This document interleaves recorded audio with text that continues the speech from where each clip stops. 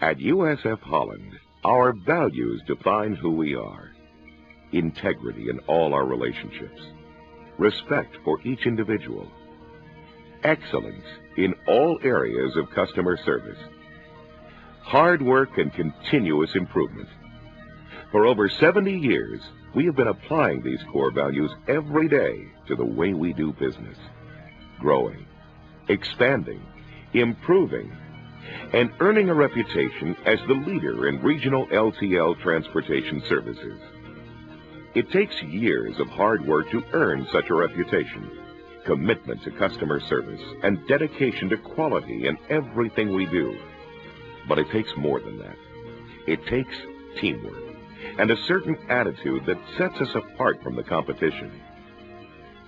In order to know where we're going as a company, it's important to understand where we are now and how we got here. Over the years, we've grown to more than 9,000 team members from every walk of life, celebrating the diversity which keeps us both flexible and strong. With strategically located terminals in 18 states and Ontario throughout our service region, and steadily increasing sales volumes, a measure of our success that helps maintain our healthy profit base.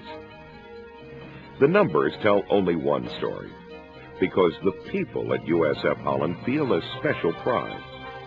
Pride that comes from industry recognition, from achieving our own high goals, continually improving our skills and services, and more important, the pride that comes from customers telling us we're doing a great job for them.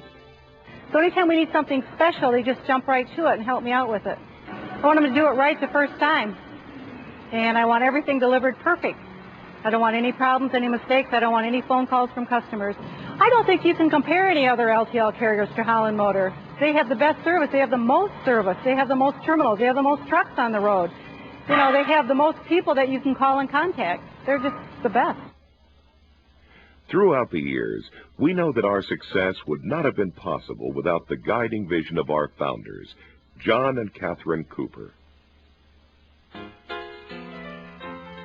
In the height of the roaring 20s, the country was booming, and a young John Cooper was making hay, or at least hauling it, for local farmers in West Michigan. It wasn't Holland Motor Express then, just John Cooper and a truck. Not only was my dad instrumental in that, but also my mother. And they talk about women not having any rights in the old days like that, but that's not true. Mother was active, very active. By 1929, John and his wife Catherine formed Holland Motor Express with 5 employees, 3 terminals, and sales volume of just $31,000 for the year. Not bad for the start of the Great Depression, but it was enough to get the company rolling. Catherine handled billing in the family home at first, later in the back room of a coal office in Holland at South River Avenue and 6th Street. Eventually, the business moved to the old canning factory at 5th and Central, the first terminal the company owned. It was later remodeled and enlarged to include warehouse space, which made it the largest covered open floor in western Michigan at the time. By the mid-1930s, John's son Charles was driving for the company. The future president made himself useful by doing whatever the family business needed while completing his high school studies. The night that we got married, my wife and I, she was wondering what we was going to do for a honeymoon. And Dad flipped the car keys to me and he says, "Be at work at 7 o'clock in the morning." So we didn't get a honeymoon at that time, but we made up for it later. By the end of the 1930s, the country was coming out of the Depression, and Holland Motor Express numbered 58 employees, 6 terminals, and an impressive sales volume for the year. The World War II years were lean for the company, with low-profit loads and not enough money to replace aging equipment. But John Cooper insisted on helping the war effort any way he could. Help came from a division of General Motors, which advanced Holland $58,000, a whopping sum back then, for purchases, maintenance, and repairs. That loan got the company rolling again and proved to be a critical turning point. From the late 1940s on, the company grew steadily. In 1948, the Michigan Trucking Association, which John Cooper helped organize in 1933, elected him as president. When Charles was later elected president in 1961 and 62, the Coopers became the only father-son combination to hold that office in MTA history.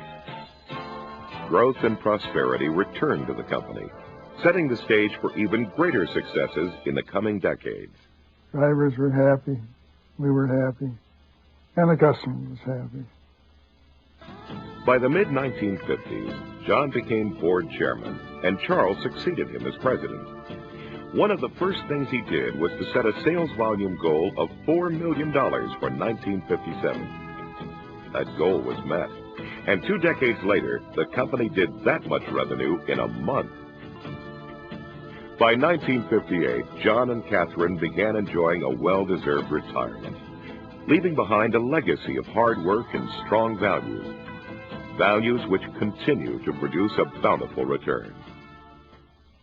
It was the 1960s, a time of transition and turmoil for the country.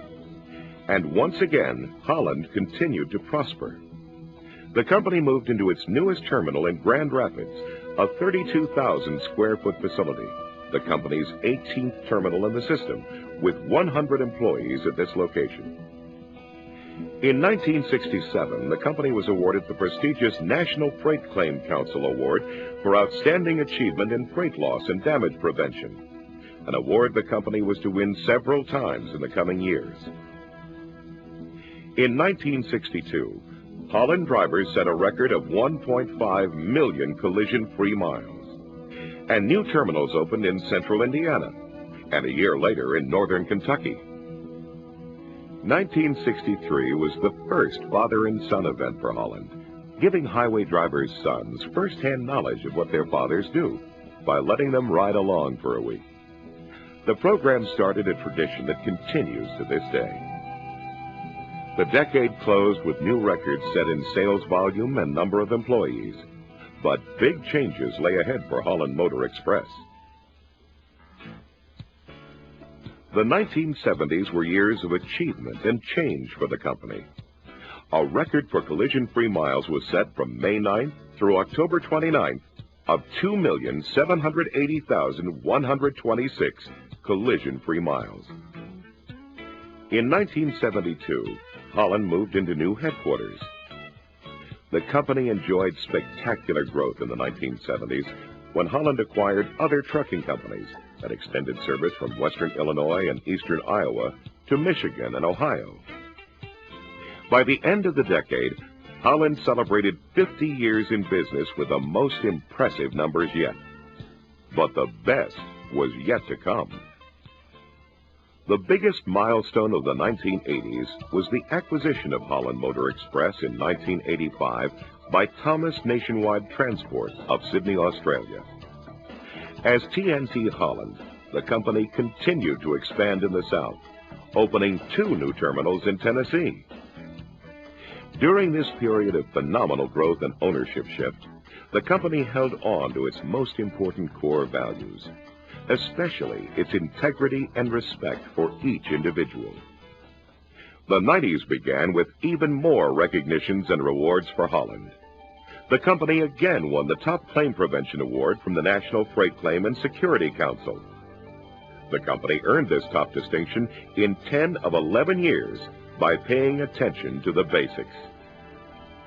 In 1992, TNT Holland was grouped with 5 other regional carriers to form a new U.S. publicly owned corporation called TNT Freightways.